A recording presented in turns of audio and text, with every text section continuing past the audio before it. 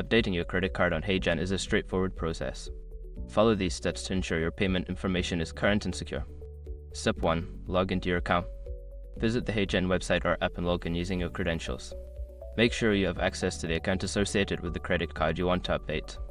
Step 2. Navigate to Account Settings. Once logged in, locate the Account Settings or Profiles section. This is usually found in the top right corner of the screen or in the main menu.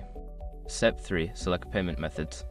In the Account Settings, look for an option labeled Payment Method or Billing Information. Click on this option to view your current payment details. Step 4. Update your credit card information.